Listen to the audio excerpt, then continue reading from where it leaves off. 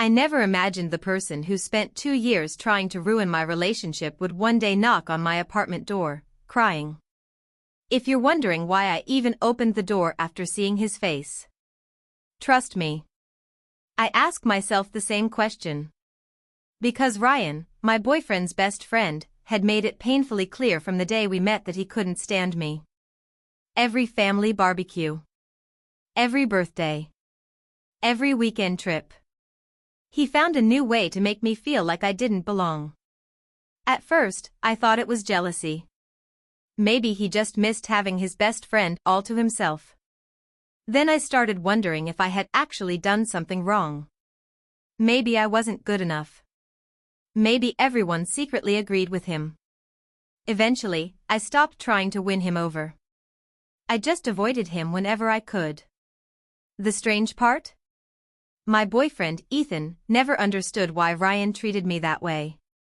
Whenever I complained, Ethan would sigh and say, "That's just Ryan. He's rough around the edges." I wanted to believe him. Because Ethan was wonderful. Kind. Patient. The type of man who remembered the little things. He'd bring me my favorite coffee after work. Leave silly notes in my lunch bag. Dance with me in the kitchen when our favorite song came on. For the first time in my life, I felt safe. And I thought that was enough. Until everything started falling apart. It began with anonymous messages. Someone emailed me screenshots that made it look like Ethan was flirting with another woman. The conversations looked real. I confronted him. He swore they were fake. I believed him.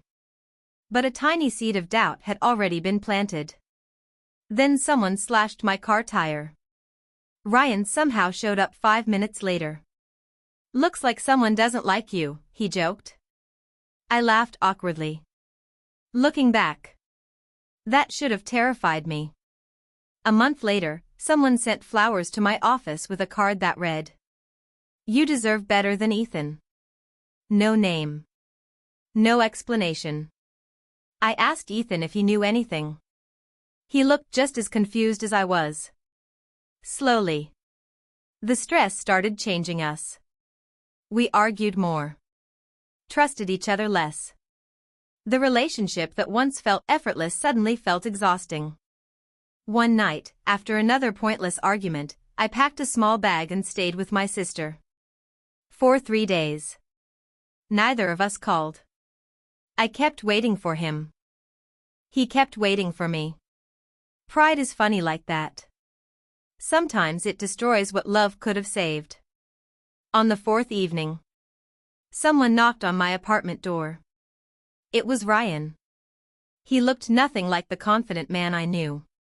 His eyes were bloodshot. His hands shook. "I need to tell you something," he whispered. I almost closed the door. Instead, I let him in.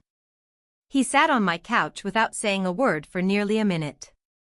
Then he looked straight at me and said, "I was paid to break you two up." I actually laughed. It sounded ridiculous.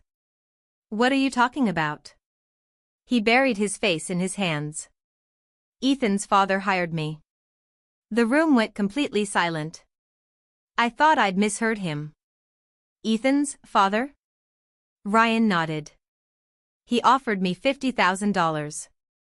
I couldn't breathe. Apparently, Ethan's wealthy father had never approved of me. I wasn't from the same social circle. My family wasn't wealthy. I worked a normal office job. To him, I wasn't good enough for his son. Instead of confronting Ethan directly, he chose something much darker. He hired the one person Ethan trusted most. Ryan. His own best friend. Ryan admitted everything. The fake screenshots. The anonymous emails. The flowers. The rumors. Even the flat tire. He'd done all of it. Every single thing. "I thought if you two broke up," he said quietly, "everyone would move on."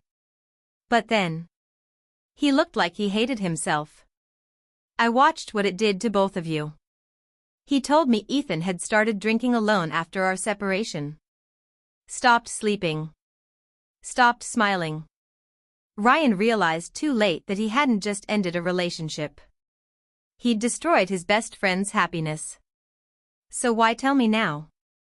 I asked. His voice cracked. Because yesterday Ethan bought an engagement ring. My heart stopped. He still planned to propose. Ryan nodded. He never stopped loving you. I didn't wait another second. I drove straight to Ethan's apartment. He opened the door looking exhausted. When he saw me, neither of us spoke. I simply hugged him. Then I cried harder than I ever had before. That night, Ryan confessed everything to Ethan too. Their friendship ended immediately. Ethan's father eventually admitted his role. He apologized. Not because he suddenly approved of me, but because he realized he'd lost his son's respect. Some betrayals can't be fixed with money.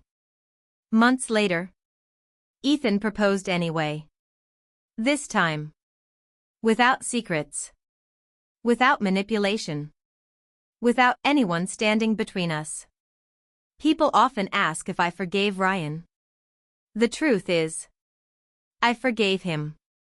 But forgiveness doesn't always mean giving someone another place in your life. Sometimes it simply means refusing to carry their mistakes forever. The biggest lesson I learned wasn't about betrayal. It was about influence.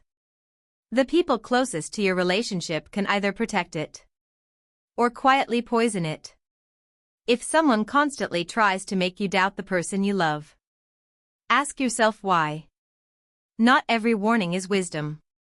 Sometimes it's sabotage disguised as concern. And sometimes the person trying hardest to separate you isn't protecting you at all. They're protecting an agenda you'll never see until it's almost too late.